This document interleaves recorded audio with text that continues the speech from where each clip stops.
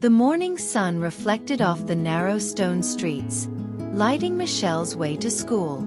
He carried a small sketchbook and a charcoal pencil.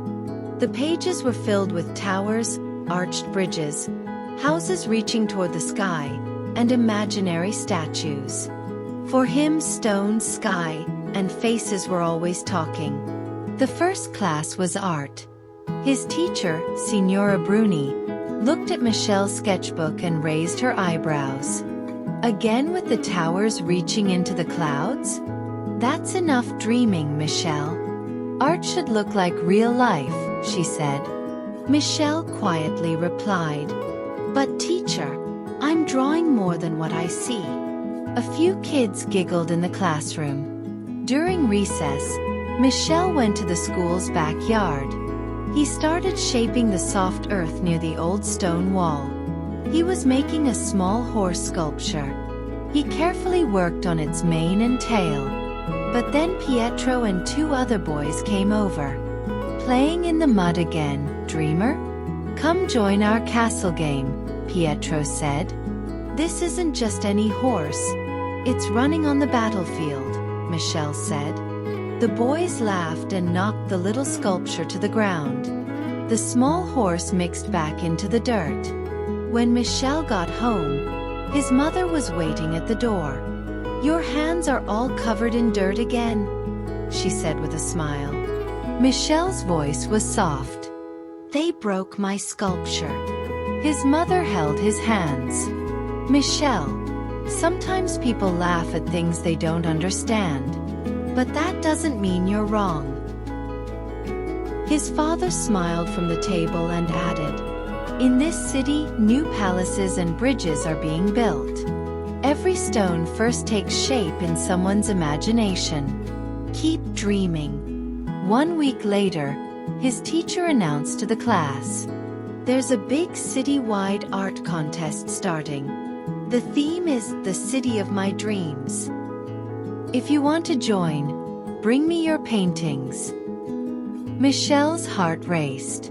This time, he would paint on a big sheet of paper, not just in his sketchbook. For days, he worked in the corner of his room. Towers reaching for the sky, arched bridges, squares decorated with flowers. In the center of the city was a little boy holding a star. That boy was Michele, but a bit older. He took his painting to school. Signora Bruni looked at it silently for a moment. "It's very unusual," she said. "But let's send it to the contest." The contest day came and went. Michele waited nervously. His friends were still playing castle games, laughing at his dreams. But deep inside, he trusted his painting. One morning, the school principal's voice came over the loudspeaker. "All students and teachers, please gather in the courtyard." In the yard, a big table was set up. On it lay a shiny medal and an elegant certificate. The principal stepped up to the podium holding a letter. "The results of the City of My Dreams contest are in," he said with a smile. Michelle's heart pounded. One of our students won first place. "And that student is Michele." The yard fell silent for a moment. Then applause erupted. Michele looked around in surprise. Even Pietro was clapping his hands. The principal called him up. "Michele, your imagination and the details in your painting impressed the judges. You showed our city in a new way. Here is this certificate of recognition and your medal." As the principal placed the medal around his neck, Michelle's eyes sparkled. For the first time, the whole school looked at him with admiration. Even Signora Bruni smiled and nodded.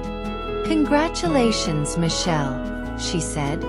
"Maybe sometimes dreams are exactly what reality is." After the ceremony, his friends came over.